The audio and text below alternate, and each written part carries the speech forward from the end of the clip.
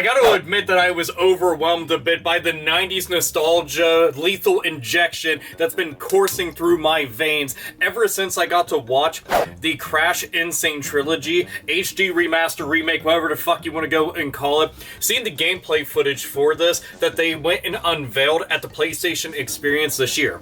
Now, it was touted originally back in E3, and this was something everybody was waiting for. This is something that anybody out there who had a PlayStation 1 like myself knew all about Crash Bandicoot, knew about his escapades, knew about all his shenanigans, him going into all the commercials and talking shit about Nintendo, doing the most over-the-top stuff, knew that the trilogy itself, Crash Bandicoot, Crash Bandicoot 2, Cortex Strikes Back, and Crash Bandicoot 3 Warped, those were some of the best platforming games of that entire generation. That's the truth. And that's a tall order considering that we had so many good platforming games back then. Crash Bandicoot helped give Sony some kind of a mascot, which granted ended up getting scooped up and picked up by Activision, and Crash Bandicoot had seen better days because Naughty Dog obviously was at the helm and created the series, and we got Crash Bandicoot 1, 2, and 3 and Crash Team Racing, which I'm hoping that this eventually leads to another Crash Team Racing or a remake of Crash Team Racing, whatever it will be, because that shit's in my top 5 of kart racers of all time. It's so fucking good. But watching this trailer, seeing all the stages, and keep in mind that everything that they showed off, it was from Crash Bandicoot 1, so we didn't get to see anything from Crash 2 or Crash 3, so this is strictly and specifically only Crash 1, and I had seen some kind of extended gameplay footage of it, like several minutes in length, and it made me want to freak out the entire time because they're missing boxes and fucking up on certain parts. I'm like, you can't do that! So that shit was making me rage just because, again, I remember perfecting many of those stages. Granted, some of them were hard as shit because later on in the game, it gets very, very, very difficult just out of nowhere. You're just like, god damn, it's really putting things to the test as far as like your actual platforming skills are going. But this is long overdue. And I'm just wondering, how much more are we going to see out of this that might actually be new? Like, okay, so we have an obvious visual upgrade, but everything I've seen so far is exactly how I remember it, and you want to know what? If it's not broken, don't fix it, and that honestly is a good mentality to have with something like this, but I would like them to take some of the stages that never got finished in the original Crash Bandicoot and actually include them inside of this, just as a way of saying, hey, there'll be at least some kind of new content. That, I think, would kick a ton of ass. I would love some shit like that, just because I know all about them. I mean, just from going on, like, Unseen 64 and Did You Know Gaming and other shit that's in relation to those, and finding out about these stages and all these different enemies and stuff that they never actually had in the original, though you can try it out assuming if you have a Game Shark or earlier builds, or if you download a ROM to go and try it out. But I like that they're out there, and I think it'd be awesome as shit to see them in this. But now, this just has, like, my mind racing, like, are we going to see a Spyro the Dragon HD remake if this ends up doing well? Is this shit going to be put on disc? Please actually put this trilogy on disc. I'm safely assuming that they're going to, but if they do one thing, please, for the love of everything that is fucking holy within the world of gaming, do not give him that voice actor that they have for that Skylander series. Just don't.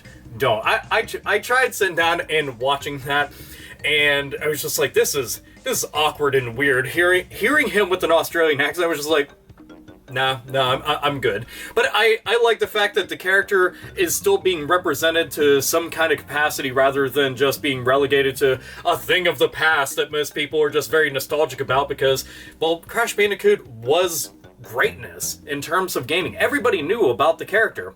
Again, I love the shit out of that series, and I hold a lot of love for it, and I think that the games visually still hold up even today, and that's something I'm sure plenty of folks out there can kind of scoff and just roll their eyes at, but I judge most games based off of when they were released and the actual hardware that they were originally released on. And those games, I mean, it's a testament to Naughty Dog's ability to craft extremely good games. You gotta keep in mind that these guys had made some shit games prior to the Crash Bandicoot series. Like, what was one of them? Way of the Warrior? It was just like, what the fuck is this game? Like, the Mortal Kombat clone? Get the fuck out of here. There was some other one that was really stupid, but they went on from making Crash Bandicoot, now they're making, you know, the new Last of Us, the Uncharted series, Jak and Daxter. Like, they've made so damn many good games. I'm just like, you are one of the best video game development studios ever in existence, and that's the fucking honest to goodness truth.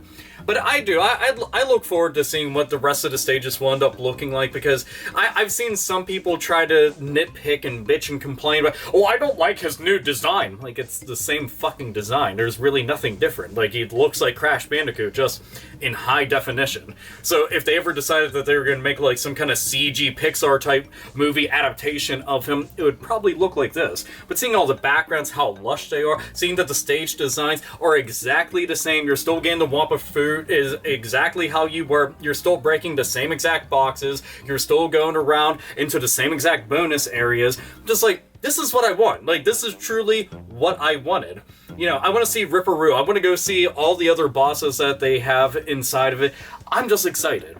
And I hope that not only does this do well, but I hope that this gets an entire new generation of gamers out there familiar with things from gaming's past to understand that there was a lot of awesome shit back then. I know that it's kind of hard to hand them like 32-bit era games and be like, here, enjoy this, whenever they're playing things that are in like 1080p and 4K in resolution, and they look like true-to-life, real-life characters that you could end up running into on the fucking street in big open world settings that are sprawling for miles upon miles that end up making Daggerfall just go and fucking shudder just by trying to go and compare. But it's one of those things where I'm just like, dude, those games were fucking epic. I mean, PS1 and Nintendo 64, I mean, that's platforming greatness. That subgenre within gaming was represented so effortlessly on both of those systems. That's why I loved it. I mean, the Nintendo 64, all I had to do is look at most of the things that Rare and Nintendo went and spurred out, but then you were seeing shit like Crash Bandicoot, Spyro the Dragon, Klonoa, like, those were the shit. Most people end up forgetting about Jumping Flash, but Jumping Flash was also very, very important for the PlayStation era, at least to somebody like me. I played both of those games early on, but Crash Bandicoot, I still remember having the PlayStation in the kitchen because I didn't have my own TV in the bedroom, so I was playing Crash Bandicoot in the kitchen. My brother ended up getting it first. I was the only one who could beat the game. He didn't even get to the fucking halfway point. He would have to play off of my save file so that he could try out some of the stages because he wasn't as good as me. But I had so much fun. I mean, I really did. I had so much fun, and I'm glad this shit is getting re-released. You know, I want to see it happen. I know that I'm gushing the entire time about it, but I liked the entire trailer that they had for it. I liked all the gameplay footage that I had seen. You know, it looks like that the control is still the same, just from seeing the animation and shit. Everything looked like it was exactly the same, and I'm fine with that, because to be honest, nothing really needed to be altered or fucked with, because like I said, the old games still hold up now. Because gameplay is always going to be first and foremost the most important aspect, and then everything from that point afterwards is going to be secondary, because if you can't control the game to be able to experience it, then it as an interactive piece of entertainment kind of just failed right from the get-go out the gate. So why even fucking bother? But Crash Bandicoot, awesome control, awesome music, awesome graphics, and now they're going to be even more awesome and more amazing.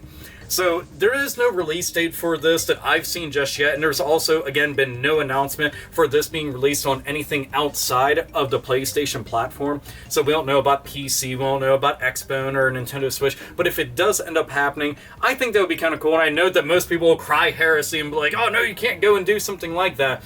But let's be honest, if you love a series, you want more people to try it out. And Activision is a third-party company, so, I mean, why the fuck not? You know, but they have been hooking Sony up with a lot of exclusives lately, though I assume that's because they have, like, an insane lead in terms of actual system sales and console sales by comparison to Microsoft and Nintendo, so that might be one of the reasons why.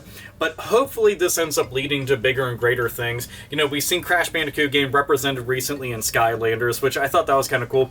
I've not gotten to try that out whatsoever, but just it being the fact that my nephews and my son like that series a whole bunch, eventually I'll end up having my hands on the new Skylanders game and get to try that out. I know that there's people bitching and complaining because they didn't like how he looked in that, but he looks a fuck ton better than what they made Spyro look, let's be honest. They made Spyro look fucking horrible in the Skylanders series, and just, God, and he's such an obnoxious asshole in the show. I was just like, oh my god, I just want to fucking punch you. Meanwhile, in the games, he's the shit. He's really fucking awesome. Always loved him in that. But in that, maybe I'm alone in my thoughts on that, but again, just opinions like assholes. We all have one. But I'm excited about this. I can't wait to hear when it's going to be coming out. Then I'm going to play it. And I'm going to play every single one of the games all the way through, pretty much like it's back in the 90s. And I'm fine with that. So anyway, opinions, thoughts, feelings, there's a comment box. By all means, just lose your shit about it unless you don't give a fuck about Crash Bandicoot. Then you can just talk about how much it sucks. In which case, I'm just going to tell you that you were fucking crazy. Like, you honestly, legitimately are fucking insane. But insanity, that's still a welcome addition to this channel. This is AlphaOmegaSin, as always, nerds, nerdettes, and gamers game the fuck on!